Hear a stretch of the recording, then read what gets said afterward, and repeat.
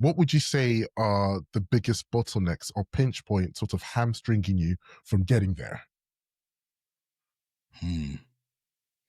That's a really good question. Um, Mm. I would say the number one is the direction we're going now with building our own applications Mhm. and our SaaS offering, our B2B SaaS offerings. I think funding comes to mind. Okay. Uh, not so much funding the development, Okay. but funding the marketing and the distribution of that. So I think that's kind of one of the bottlenecks that we're going to go through is how, because we have two ways to do it. One is to just kind of bootstrap it and just reinvest all of the new revenue. But, Yeah. there's going to be this gap of time when revenue is not coming in.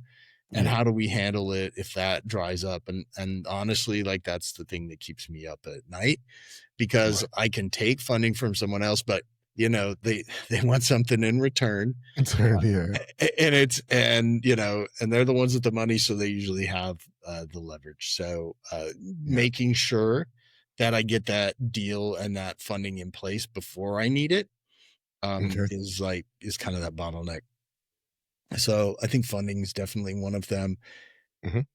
The others are things that we have faced in the past, and part of this is that the the software development ecosystem is constantly in flux and Of things are course. changing rapidly and more rapidly now that the barriers are down Yeah. and the barriers to entry for new services, et cetera, are there. So it's really making sure that not only are we offering something of value, but we're doing it before other folks, or we're doing it in a way that really reaches a specific, Good.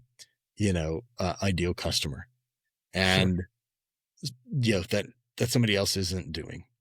Yeah. So, like, those are probably the two big things that sort of keep me up at night and make me think about where we're going to go. And solving those two issues is like a constant thing. Sure, sure.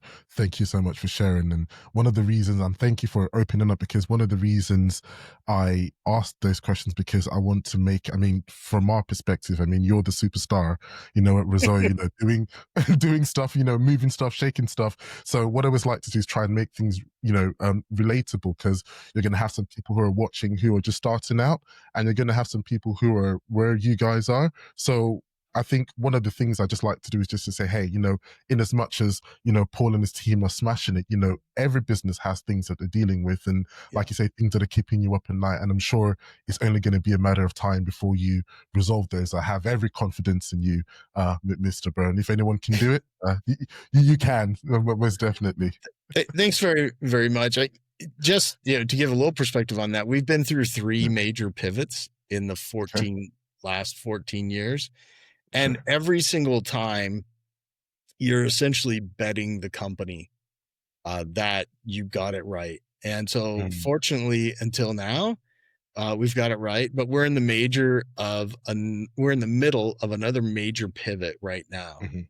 And, the company's on the table again, and the outcome is not yet decided. I would also say that if you had asked me that question 6 months ago, I would have said something about AI. You'll notice I didn't say anything about AI.